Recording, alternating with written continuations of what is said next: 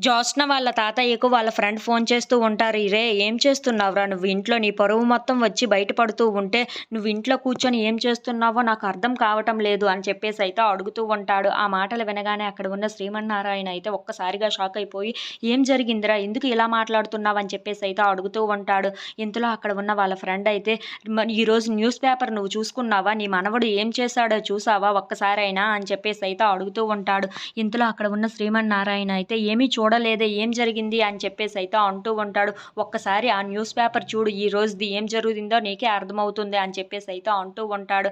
ఆ మాటలు వినగానే అక్కడ ఉన్న శ్రీమన్నారాయణ అయితే ఒక్కసారిగా షాక్ అయిపోయి లెగిచి నించొని ఉంటాడు.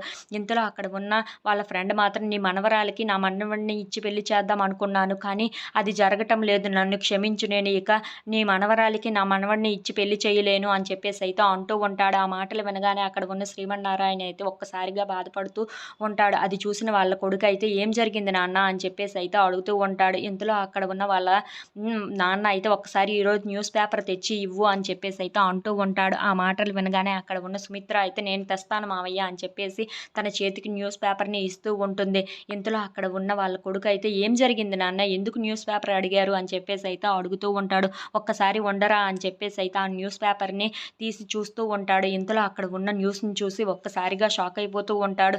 ఏంటి వీడు రిసెప్షన్ చేసుకునేది కాక ఇంకా ఊరు మొత్తం తెలియడానికి ఇందులో చూడు ఎలా వేశాడో అని చెప్పేసైతే అక్కడ ఉన్న వాళ్ళ కోడలికి, కొడుకుకి అది చూపిస్తూ ఉంటాడు. అది చూడగానే అక్కడ ఉన్న వాళ్ళందరూ అయితే ఒక్కసారిగా షాక్ అయిపోతూ ఉంటారు. If you like this video please like, share and subscribe.